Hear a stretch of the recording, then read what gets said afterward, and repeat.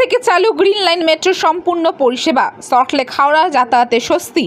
অবশেষে অপেক্ষার অবসান। আজ থেকে সেক্টর 5 থেকে হাওড়া ময়দান পর্যন্ত গ্রিন লাইন মেট্রো সম্পূর্ণ পরিষেবা চালু হলো।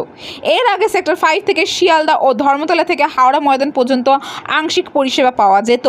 প্রধানমন্ত্রী নরেন্দ্র মোদী 3টি বড় মেট্রো প্রকল্পের উদ্বোধন করেন। এর মধ্যে অন্যতম শিয়ালদা থেকে ধর্মতলা পর্যন্ত মেট্রোর উদ্বোধন।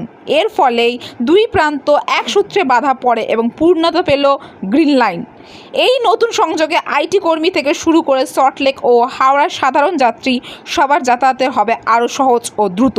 যানজটের সমস্যাও অনেকটা কমবে বলে আশা করছেন প্রশাসন।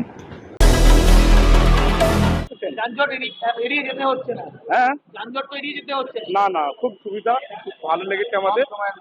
হ্যাঁ, কম সময়ের মধ্যে সময়টা খুব বাঁচাতে আমাদের হচ্ছে। প্রথম দিনের অভিজ্ঞতা। হ্যাঁ, কি বলবেন? না খুব সুন্দর, আমাদের ভালো কাজ করছে সরকার, এরকমই কাজ করুক আমাদের। প্রথম মেট্রো চললেন আজকে? আমি প্রথম চললাম ধর্মতলা থেকে সেক্টর 5-এ। ফার্স্ট ট্রেন আসলাম আমি 6টার সময়, ছাড়লাম ধর্মতলা থেকে। এখানে আসলাম 8 ঘন্টা। প্রথম দিন তো একটু গোলমাল ছিল, একটুখানি মানে ট্রেনে গোলমাল না, বোর্ড ডিসপ্লেগুলো একটু গোলমাল ছিল, কিন্তু খুব ভালোভাবে স্মুথলি চলে এসেছে এবং 7:30 মিনিটের মধ্যে ঢুকে এসেছে। এটা সময়টা তো একটু কমবে আর কি, কিন্তু ফার্স্ট দিনের অভিজ্ঞতা দারুণ। খুব ইজিভাবে আমরা চলে আসলাম, এত ইজিভাবে যে আসা হাওড়া ময়দান বা ধর্মতলা থেকে শিয়ালদা, এই রুট একটু ভালো রুট।